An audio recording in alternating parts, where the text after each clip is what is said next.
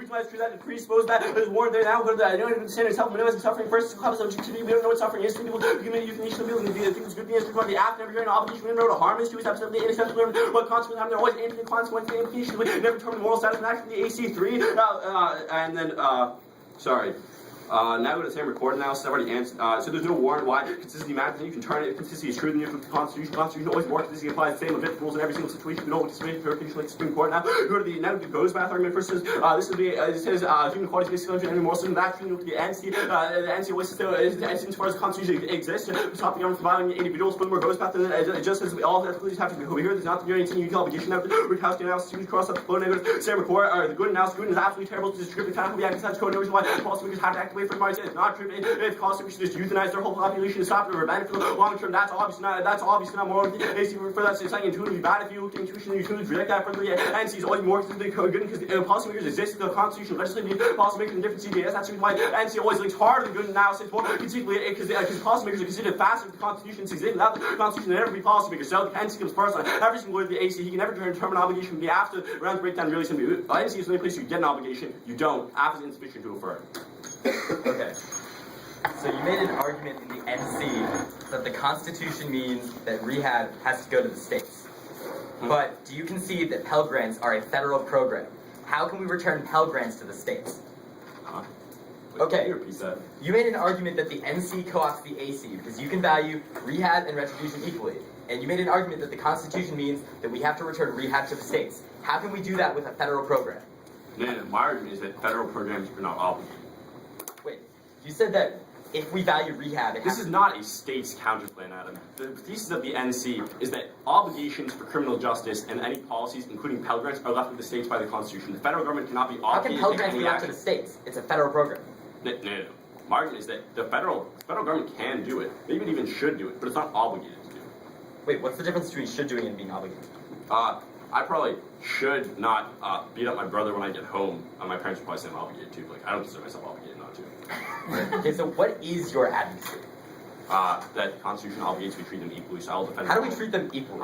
That we value them equally. I will defend a world in which rehab and retribution are valued equally. How do we simultaneously rehabilitate and punish retribution? Well, you don't define value in the AC, so there's no reason to Why do I have to define value? I'm asking you... I'm explaining, Adam. Don't cut me off, because in order, you say we can't do both value and retribution and rehab at the same time. There's no reason that value means we have to do them both at the same time, right? My argument is purely that in the negative world, we value rehab equal to how we value retribution. That can mean that in half cases we do rehab, and in half cases we do retribution. Let's talk about the Reddy evidence. Sure. What does that say? So, Reddy says the Constitution explicitly leaves the responsibility of criminal justice to the individual, not the government.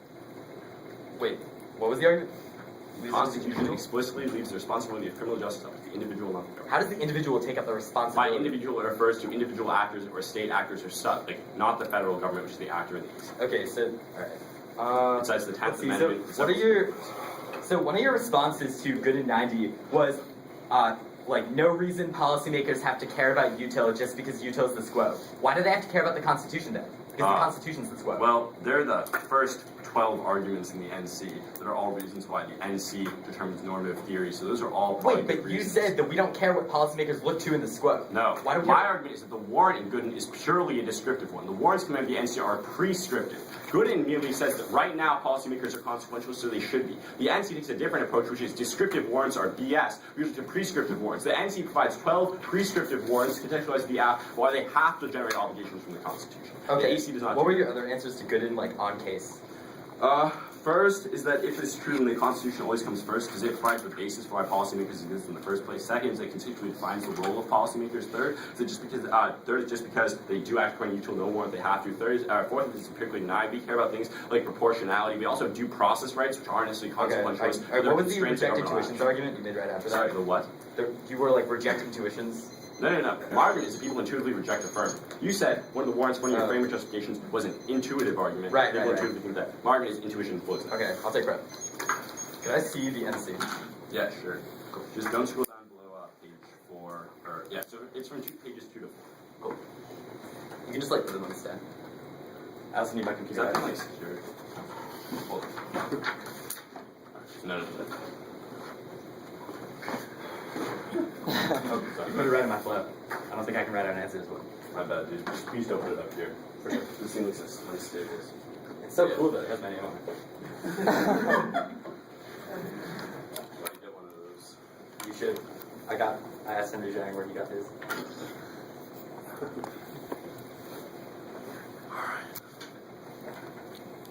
You should repeat that community answers I made on good. I forgot where you go. I don't know if I want to, but sure. It was like, is that fallacy, and then like Gooden's descriptive, and then like NC comes first. Wait, why does the answer come first? Do I have to like repeat your warrants? You don't have to, right? This is the difference between obligated and should. I think you should repeat them. You're not obligated. Yeah, I'm not obligated, so I'm not going to tell you. It's fine. So there is a distinction between should and obligation.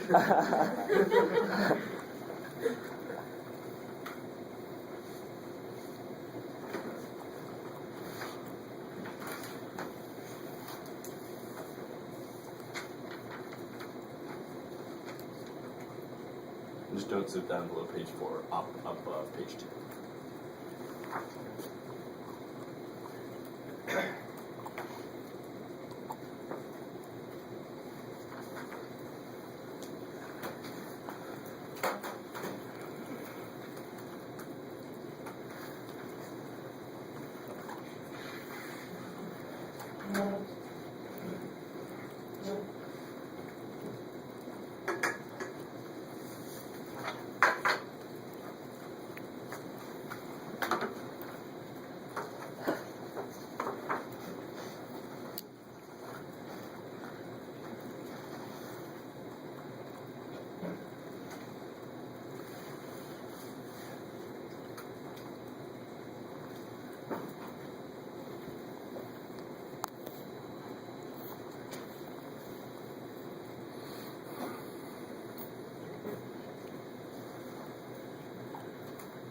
Okay, so I have 1:32 left.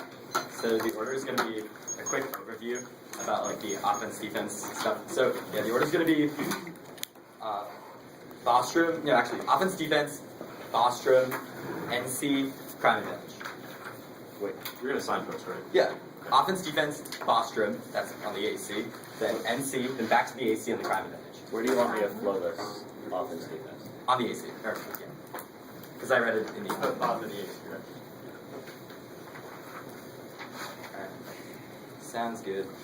So, is everybody ready? Extend the neck burden event and competitive post via policy option number 1 was the reciprocity, otherwise he gets no risk. Necessary but insufficient runs. He's going to go for a bunch of really dumb tricks in his next speech, extending some arguments about why the AC is going to be insufficient for him. Don't let him go for that. He has Brendan Sven. Competitive post via policy option. He's going to extend some sort of like skeptical tricks arguments, but you don't look at those. He has to win why his competitive post via policy option is practically good. So don't let him extend framework warrants that say AC is insufficient. Also, extend the U air app because neg as sci bias. DBT proves if he does go for any arguments about why the res is indeterminate under Utah, that would just be a reason to prove presume app. But I had ignored presumption in the AC, so it doesn't matter. But that because Nazi repeats the existence of morality. Then go to Bostrom. Extend Bostrom to the moral uncertainty means the extinction comes to our studying moral system. He says that if he wins the NC framework, then it wouldn't be moral uncertainty. He is, and get how Bostrom works.